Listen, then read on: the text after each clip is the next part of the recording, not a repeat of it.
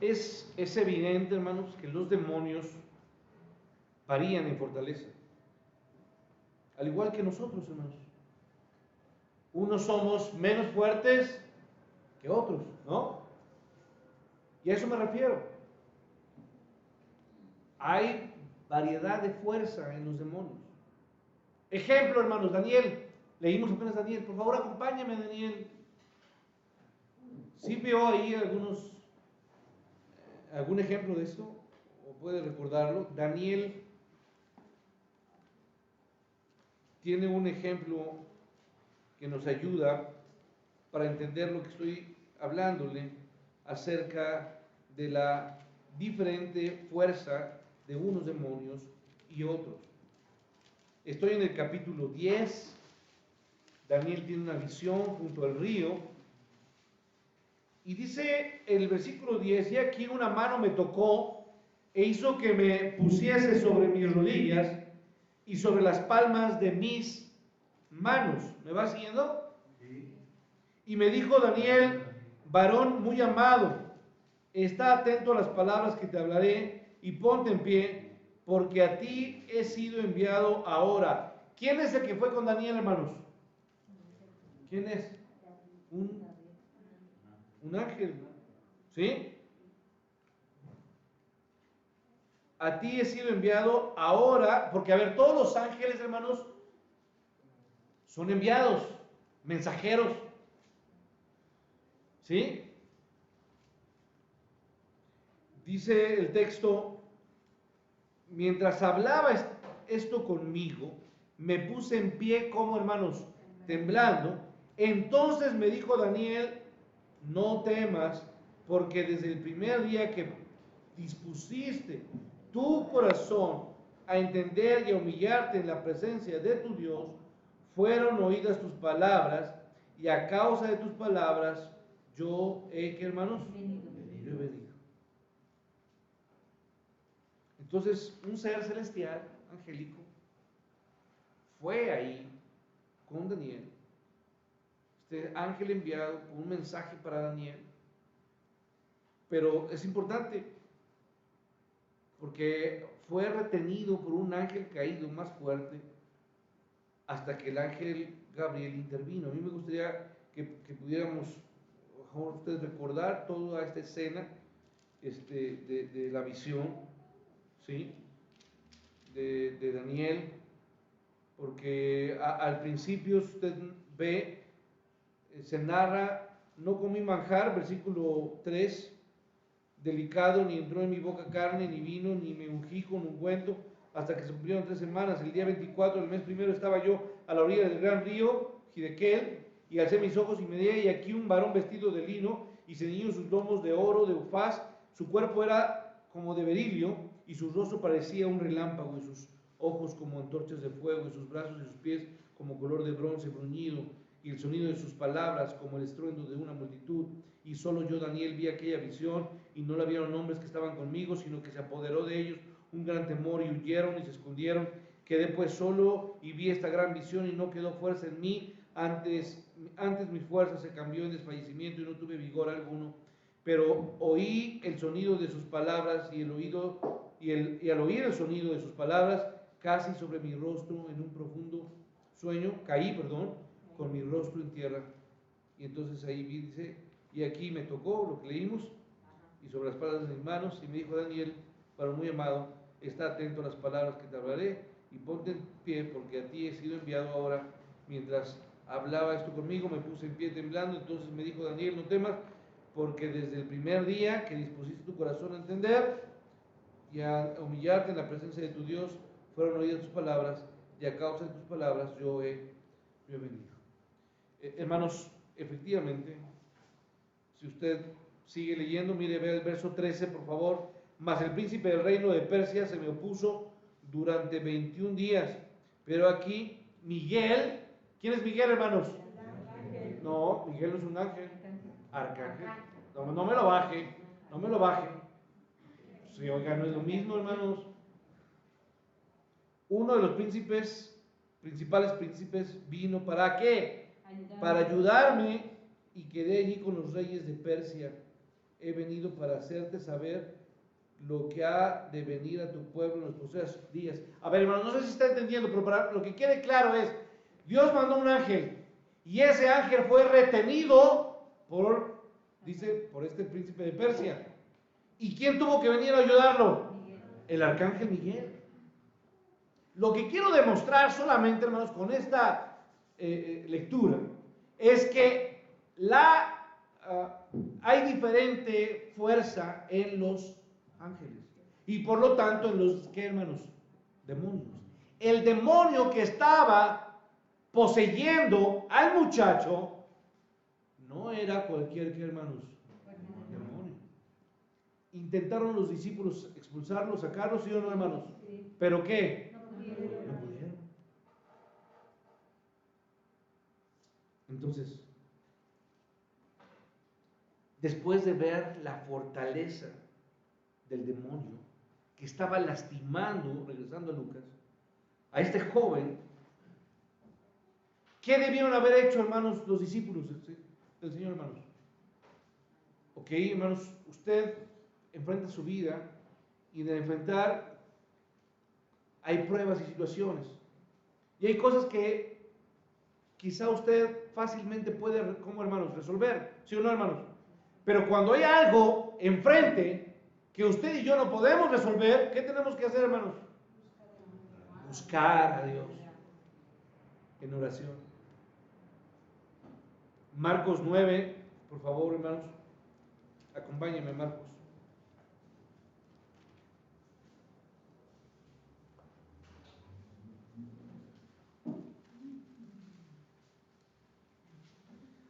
Yo quiero recordarle lo que le he dicho. Lucas 9 y Marcos 9, bueno, Lucas 9:37, Marcos 9:14, narran exactamente la misma que, hermanos, escena.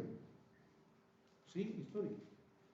Verso 28, cuando él entró en casa, sus discípulos le preguntaron aparte, ¿por qué nosotros no pudimos echarle qué? Fuera. Y les dijo, este género con nada puede salir, sino con qué, hermanos? Con oración y ayuno. ¿Qué se necesita hacer, hermanos, cuando no podemos resolver las cosas, hermanos? ¿Qué? Orar. Y el ayuno no es otra cosa, hermanos, que la oración se extiende tanto tiempo que yo dejo de qué, hermanos? De comer. Nada de que usted deja de comer y sigue haciendo sus cosas, porque eso no es ayuno. Es una mentira. El ayuno es porque usted prolonga su tiempo de, ¿qué, hermanos? De oración, y se extiende, y usted así como cuando de repente abre su teléfono y dice, voy a ver tantito TikTok, y de repente son 5 horas que ha pasado usted viendo eso, porque así pasa, pues así debería de pasar cuando usted y yo oramos a Dios y se extiende tanto el tiempo que me privo de qué, hermanos, de comer.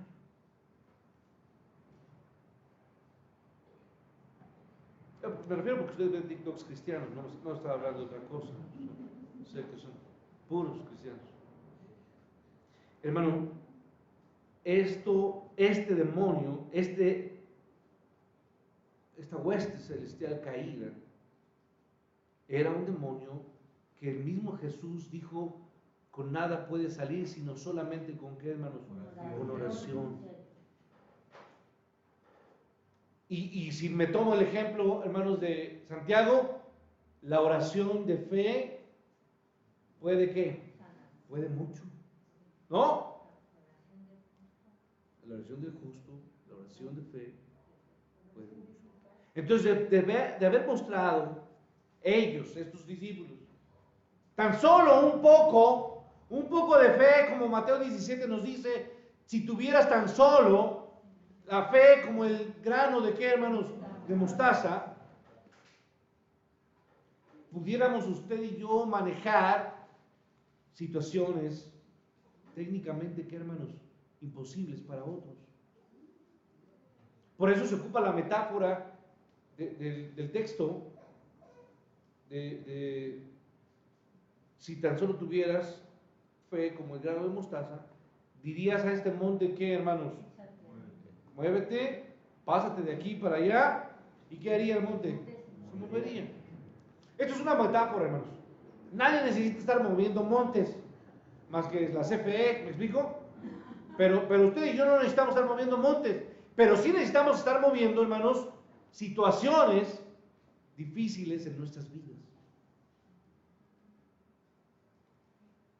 Entonces la palabra había sido dicha de parte del Señor Jesús. La promesa había sido dada. Y ellos iban, Jesús oró por sus discípulos, ¿sí o no, hermanos? Y Él les dio poder. Y Él les mandó. Y la voluntad de Dios había sido manifestada. Lo único que los apóstoles debían hacer era que, hermanos, creer, tener un poco de fe y pedir a Dios. Pero por desgracia, hermanos, ellos simplemente no lo hicieron. Verso 41, vamos a avanzar. Viene el fuerte regaño del Señor Jesús, en el verso 41. ¿Y cómo les llama? ¿O cómo les dice? Oh generación incrédula y perversa, ¿hasta cuándo he de estar con vosotros? Yo sé de soportar. Estas palabras, hermanos, eran para todo el pueblo de Israel, para todo el pueblo judío. El mismo Señor Jesús había denunciado en otras ocasiones la actitud y la había calificado. Mateo 12:34, ¿cómo la llamó? Generación de víboras. Y en Mateo 12:39 le llamó generación mala y adúltera. Y en Lucas 11, hermanos, le llamó generación mala. Y en Deuteronomio, hermanos, porque no hicieron otra cosa, el propio Moisés también vio la actitud del pueblo de Dios. Lo que estoy diciendo, hermanos, es que esta generación, este pueblo de Dios en ese momento, estaba tomando la misma actitud de sus antepasados. Acompáñeme a Deuteronomio, sí quiero que usted lo lea conmigo. Deuteronomio, capítulo 32.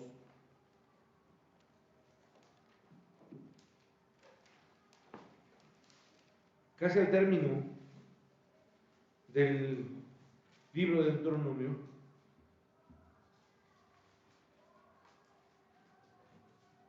Verso 5 lo lee conmigo, dice la escritura: la corrupción no es suya, de sus hijos es la mancha. Generación que dice torcida y perversa. Hermano, ¿qué tengo que decirle a esto? El pueblo de Dios, los antepasados de este pueblo, fue una generación corrupta, una generación perversa, porque dudaron constantemente de las, hermanos, de las promesas de Dios y voltearon sus ojos a la idolatría. Entonces, hermanos, este pueblo actuó igual que en los tiempos de Moisés. Ellos tuvieron un conocimiento deficiente, y ese es el riesgo, hermanos. La gente hoy cree en Dios, hermanos, pero cree en un Dios, hermanos, hechos a su forma, a su manera. Y ese no es Dios, hermanos. Solamente hay un Dios, y es el Dios verdadero, vivo, que está en la palabra, en la Biblia. No hay otro Dios. Cualquiera que trate de nombrar algo distinto del Dios verdadero, hermanos, es una forma falsa. Y esto viene no de otra forma, no de alguien más, sino de Satanás y sus huestes. Porque Él es el que alimenta, Él es el que crea, Él es el que genera en la mente de hombres deidades que, hermanos, falsas, totalmente equívocas. Tener un deficiente conocimiento de un Dios verdadero y de un Dios vivo, hermanos, genera vidas deficientes totalmente. El pueblo de Dios se había vuelto perverso, distorsionando y falto de fe. la última manifestación de ello, de que a dónde los arrojó su falso conocimiento, su erróneo conocimiento de Dios, ¿a dónde los llevó, hermanos? A que 6 meses después, ¿qué hicieron con Jesús? Lo llevaran y lo crucificaran y gritaran: no queremos a Jesús, queremos a Barrabás.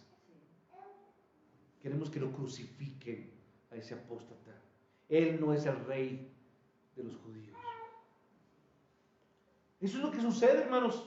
Cuando usted tiene un falso conocimiento de Dios, usted termina amando cosas aborrecibles.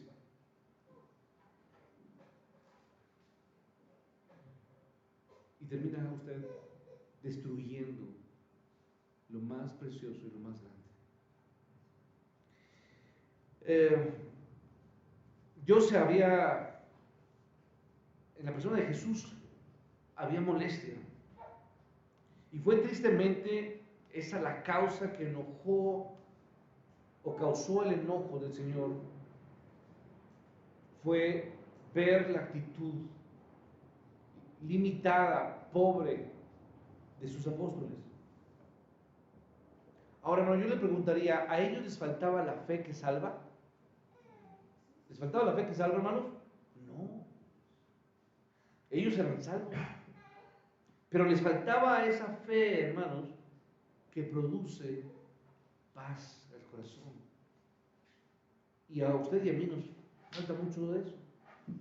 Hemos creído en Cristo como Jesús y Salvador, pero no demostramos esa fe, esa confianza, esa seguridad en Cristo. No les faltaba la fe que salva. Como la multitud incrédula, ellos cayeron en una fe perversa. Y cuando digo perversa, es una fe adulterada, una fe pobre, una fe corrompida. Y una y otra vez estos discípulos fallaron en creer lo que Dios les decía. Por eso muchas veces el Señor Jesús ocupó frases como: de cierto, ¿verdad? De cierto te digo. O la Escritura dice. O habéis oído, ¿no? Que fue dicho. ¿Escrito qué? Escrito está. Dudaron de eso. Verso 41 termina diciendo, porque hay una exclamación, la molestia del Señor Jesús. Les dice en el versículo 41: ¿hasta cuándo he de estar con quién? Con vosotros, y os he de qué? De soportar. Esto no refleja otra cosa sino la desilusión, el dolor que le causaron por la constante falta de fe, de creer y de confiar en Él. Había molestia, había tristeza, había enojo en el corazón de Jesús. Pero Cristo intervino. Gracias a Dios, porque Dios, cuando ve esa fe perversa, aún intervino y tuvo que hacer lo que ellos, ¿qué, hermanos? Lo que ellos no pudieron. No pudieron, hermanos, porque no, ¿qué? Porque no creyeron. Porque no buscaron a Dios en oración. No por otra cosa. Volviéndose el padre del muchacho, Jesús le ordena algo. Verso 41, ¿qué le dice? ¿Trae qué? Trae acá a tu hijo. Tráemelo, ya. El hombre, este padre, finalmente iba a conseguir lo que su corazón desesperado y angustiado anhelaba. Sin embargo, hermanos, el demonio, escuche bien, que estaba en este joven, iba a conseguir lo que definitivamente no quería. ¿Qué iba a pasar con este demonio? Estaba a punto de encontrarse cara a cara ¿con quién, hermanos? Con su Señor. Hablo de Señor porque el Señor es soberano. ¿Y quién es el Señor de los demonios? El mismo Señor de todo, Cristo. Y si Dios le dice a algún demonio, ¿qué hace el demonio? ¿No lo obedece? Claro, se somete. No tiene opción. Ante el Dios soberano, no puede hacer nada ningún demonio. Este demonio entonces se iba a enfrentarse cara a cara, repito, con su soberano. Su soberano que lo había expulsado. Tengo que hacer una aclaración también sobre los ángeles. ¿Los ángeles son seres creados o son seres eternos? Son creados. ¿Es su creador? ¿Era su creador? Era su creador. Soberano, creador de ese demonio. Y no solo eso, sino que fue el mismo Señor quien lo expulsó y lo arrojó ¿de dónde, hermanos? Del cielo.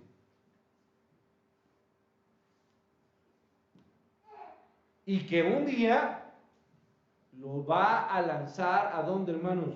Al lago de fuego. Apocalipsis 20:10. Allí irán todos. En desesperación entonces, verso 42, por favor sígame. Mientras se acercaba el muchacho, el demonio, ¿qué hace, hermanos? Hace su último intento de matar a este joven. Cuando el padre se estaba acercándose a Jesús con su hijo, el demonio, dice el versículo 42, el demonio ¿qué hizo? Le derribó y le sacudió ¿con qué? Con violencia. Ahora, Marcos 9, váyase usted a Marcos 9, por favor. Es importante que usted vea. Narra que el padre, mirando con impotente angustia, clamó a Jesús. Mire, vea usted, versículo 22, dice el texto. Bueno, voy a leer desde el 21. Jesús preguntó al padre, ¿cuánto tiempo hace que le sucede esto? Y él dijo, ¿desde cuándo, hermanos? Desde niño. Y muchas veces le echan el fuego y en el agua para matarle. Pero vea lo que le dice el padre, pero si puedes hacer algo, ten misericordia de nosotros y que ayúdanos. Si se fija, hermanos, el padre está hablando en plural. ¿Por qué está hablando en plural? Porque está hablando de parte de quién, del hijo y de él. El hijo no puede expresarle nada. El hijo está poseído por el demonio, pero le dice, si puedes hacer algo por nosotros, ayúdanos. Ten misericordia de nosotros. Y Jesús contesta, fíjese, me encanta cómo es Jesús. ¿Cómo le contestó, hermanos? Pues si puedes creer. Si tú dices que si yo puedo, pues más bien el problema no está conmigo, el problema está con quién, contigo. Si puedes creer, al que cree, todo le es, ¿qué, hermanos? Posible. Fíjese, hermanos, voy a terminar con esto. A ver, aquí atención ya. Jesús no exigía, no era alguna situación común que Jesús exigiera fe de las personas que sanaba o sacaba demonios. No era una condición. Pero aquí lo hizo y tuvo la intención de usar a este hombre como ejemplo para los apóstoles de lo que pueden lograr hasta con una pequeña fe tan débil como la de este padre. Porque este padre no le dijo, sana a mi hijo, yo sé que tú tienes el poder. ¿O sí le dijo eso? No. Le dijo, pues si puedes. Pues así como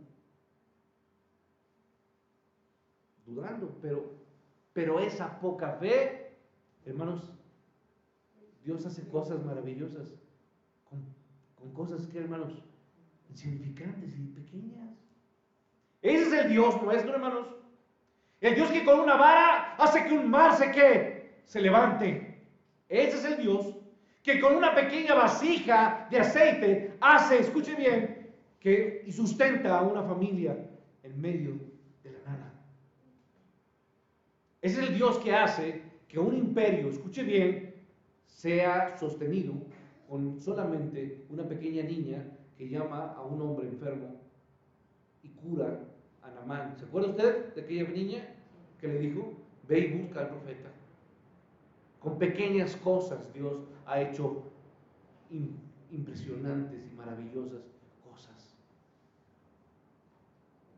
Esa es la fe del tamaño de un, ¿qué, hermanos? De un grano de mostaza. Con una mula, escuche bien, con una mula, sí, Dios salva a un pueblo.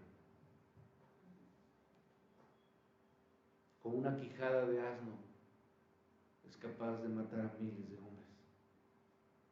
Este es el Dios de lo imposible. Este es el Dios que, hermanos, que no necesita sino que tan solo tú tengas un poco de fe.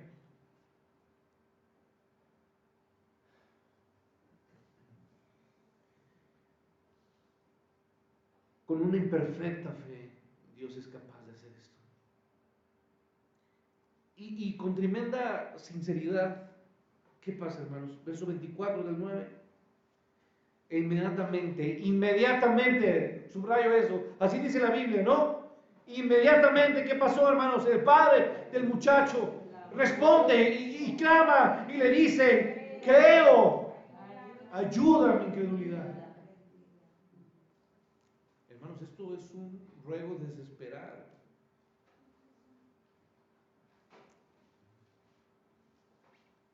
Y le dice, yo te ruego que lo hagas y que me des todo lo que me hace falta para que tú lo hagas. Le rogó a Jesús que le diera cualquier cosa que le hiciera falta. Porque reconoció y entendió cuál era su problema. Su problema era su qué, su fe. Y por eso le dice, ayuda a mi qué, mi incredulidad.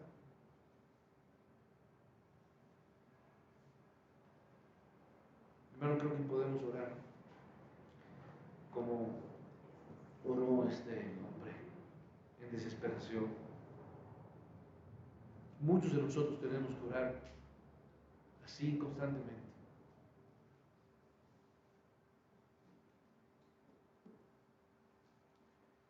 Señor, que sea tu palabra la que no vuelva vacía y que sea el poder de tu Espíritu Santo el que haya hablado a nosotros, porque necesitamos tanto de ti y cada vez menos y menos y menos de nosotros. Destruye todo lo que pueda estorbarme, Padre, y ayuda a nuestra incredulidad para ponernos en pie, Señor, y saber que cada día que me levanto, Señor, al único que debo de servir y alabar es a ti, Padre. Que mi vida pueda desplegar una fe, que la gente vea en mí, Señor, mi actuar, y que mis manos y mi tiempo y mi palabra y mi vida se usen, Padre, para llevar tu palabra y para fortalecer las manos caídas, las rodillas gastadas, Padre. Ayuda a que nuestra vida se convierta en lugares donde se muestran o dan muestras de la fe en Cristo. Que tu iglesia se levante como una iglesia que cree en lo que tú has dicho, Padre, en tu palabra, en lo que tú eres,